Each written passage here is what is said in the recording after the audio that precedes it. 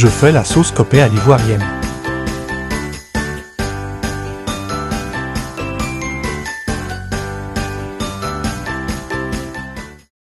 Coucou les amis, j'espère que vous allez bien. Voilà, moi je vais très bien. J'ai décidé de partager aujourd'hui avec vous ma recette de la sauce copée à l'ivoirienne. Voilà, je précise à l'ivoirienne parce qu'au Togo, on n'a pas la même manière de préparer cette sauce-là. Voilà, pour ma sauce, j'ai eu besoin de la pâte de bœuf, la peau de bœuf, les tripes de bœuf, les côtelettes de bœuf. Voilà, tous les animaux de la terre et de l'océan. Voilà, je renverse ma viande dans la casserole. J'ajoute ma cube de gingembre, voilà. En tout cas, je ne peux pas préparer sans gingembre, quoi. C'est vraiment très primordial dans la préparation, en fait. Voilà, tout ce que je peux pas, je mets gingembre et l'ail dedans. Voilà, ici j'ajoute de l'eau, j'ajoute un cube Maggi poulet, voilà, un peu de sel. Et là, je viens ajouter mon huile rouge, voilà, c'est écrit Zomi. Zomi, c'est particulier Togo, en fait, voilà. Les Togolais pourront savoir de quoi je parle, mais c'est de l'huile rouge, l'huile de palme rouge. Voilà, je ferme et je laisse bouillir quelques minutes. Voilà. Et après quelques minutes, je repars voir dans ma marmite. Je remue bien, je vois un peu ce que ça donne et je referme encore pour quelques minutes parce que la viande doit bien cuire. Je précise que ma pâte de bœuf, mes tripes de bœuf, mes peaux de bœuf ont été préalablement préparées et puis c'était en tout cas à moitié cuit. Voilà, ici j'ajoute les autres condiments, la tomate, le piment, l'oignon, voilà, à ma préparation. Et là, je viens ajouter un peu d'eau encore à la préparation. Voilà, chose de laisser encore bien cuire la viande, c'est très important. Voilà, j'ajoute de l'eau, je pense que je vais ajouter encore une deuxième. Voilà, j'ai pas de recette, hein, voilà, je peux pas à l'africaine. Donc, je ferme encore pour 10 minutes. Et pendant ce temps, je pars maintenant trier mes feuilles de plat là. Voilà, je triais ici, j'étais en train de trier, d'enlever les feuilles. Et je triais là, j'avais fini. Et je vous montre un peu à quoi ça ressemble en fait. Voilà, j'avais fini de trier tout ce que vous voyez dans la marmite et puis à côté, c'est pour mettre à la poubelle. Maintenant, je pars les laver. Ma sauce était pendant tout ce temps là au feu en fait. Voilà, donc je lave. J'ai lavé plusieurs fois. Voilà, mais je ne peux pas tout vous montrer, sinon ma vidéo sera longue. Et maintenant ici, je vais les découper. Essayer de les découper. Voilà, couper. En tout cas, j'ai coupé ça petit. Et j'ai mis dans une marmite, j'ai ajouté de la potasse au fait, voilà. La potasse du pays que j'ai ajouté à mes feuilles de plat là. J'ai mis quelques grains de potasse.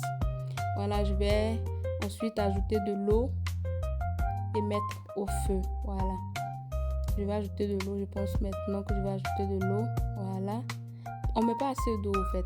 Pour ne pas que la sauce soit l'eau.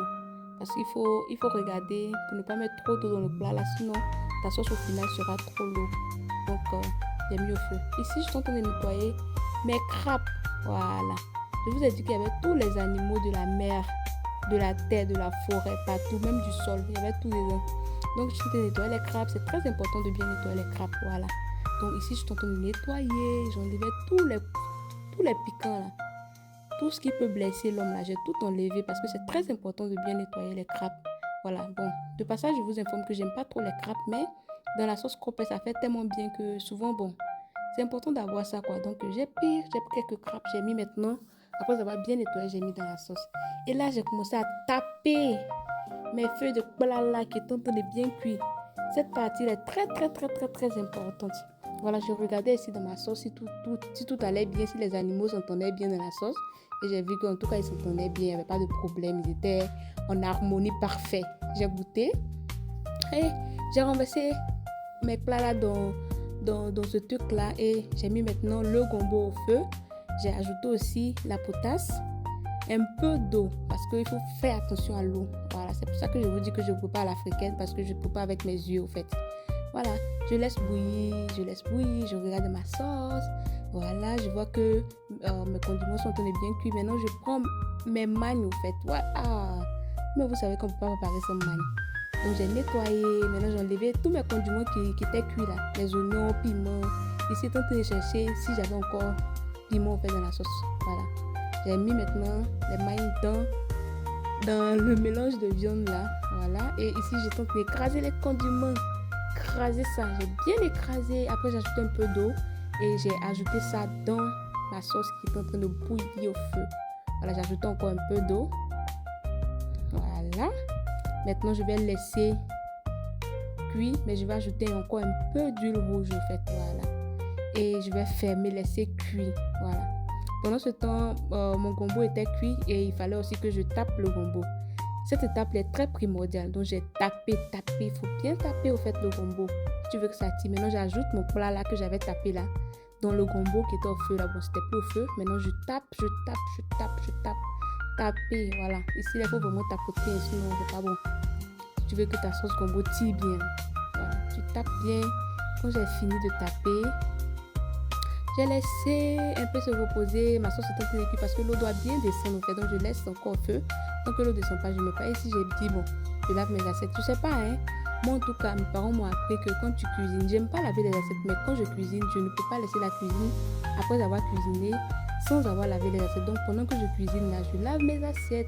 Quand je finis de cuisiner, vous n'allez même pas venir trouver un seul assiette dans la cuisine en fait. Une assiette ou bien une assiette, bon, je sais plus. Voilà.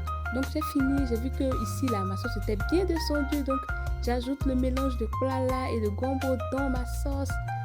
Voilà. Maintenant, je vais mélanger. Ah, c'est pas sauce corpée qui est là. À cette étape-là, c'était déjà cuit, hein, mais bon, moi, je laisse un peu au feu encore. Voilà, vous voyez pas. Ah, Seigneur. Regardez comment ça y est, ça tire. C'est pas les sauces combo bizarre. Hein. C'est pas les sauces combo bizarre. Ça tirait tellement bien comme j'aime là.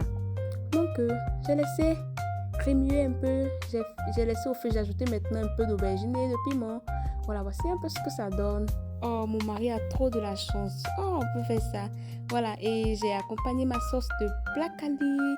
Voilà, je vous fais la partie 2 pour vous montrer comment est-ce que je fais mon placali. Parce que de la même manière que sauce corpée n'est pas sauce corpée, c'est comme ça, placali n'est pas placali. Donc, tout à l'heure pour la partie 2. Bisous. Abonne-toi, like pour ne pas rater la partie 2.